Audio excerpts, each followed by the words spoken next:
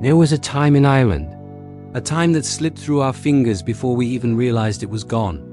A time when the streets were quiet, when every neighbor knew your name, and when childhood seemed safe, untouched by the rush, untouched by the noise. Look at this place. Maybe you've walked down this street before. Maybe you remember the smell of peat fires, the sound of children running home from school, or the gentle breeze across the fields. These memories are not just photos. They are pieces of a world we will never see again. But today, for a moment, we can go back. There was an island that time took away. An island of unlocked doors, of familiar voices echoing on street corners, of dirt roads where every stone had a story. And perhaps, just perhaps, it still lives on in some corner of our memory. The mornings began early, very early, when the sun was still sleeping behind the hills and the mist covered the fields like a white sheet. The smell of peat burning in the fireplaces rose from the chimneys, mingling with the cold morning air. The sound of boots hitting the mud echoed through the empty streets. Children going to school, not by car, but on foot.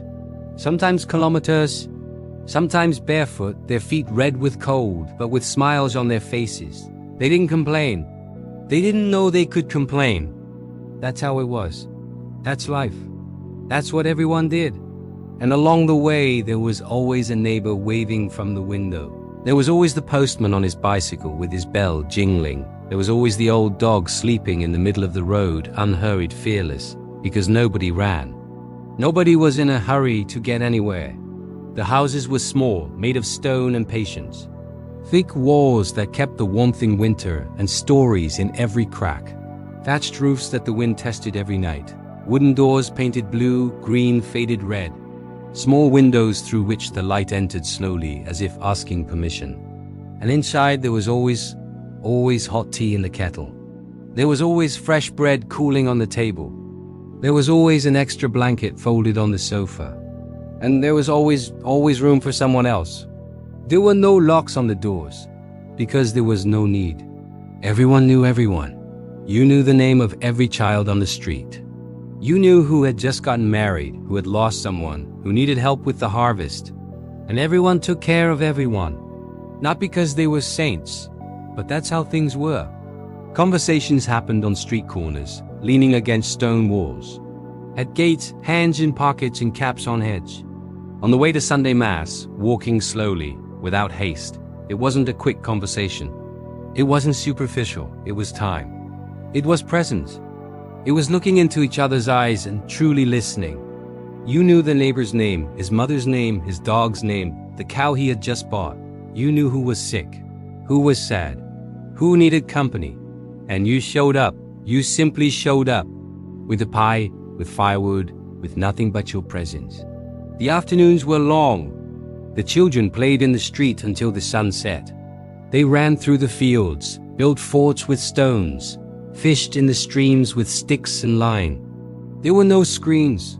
There was no hurry, just time that seemed infinite. Time that never ended, until it did. There were sounds that no longer exist today.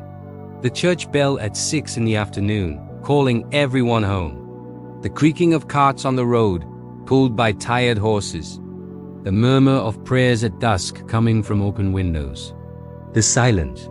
That profound silence. That silence that enveloped everything after the last bell tolled, where you could hear your own thoughts. Where you could hear the wind, the leaves, your own heart beating. Today there is noise everywhere.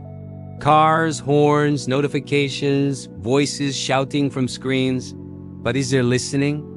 Does anyone still know what it is to sit in silence and just ... We weren't rich. Far from it.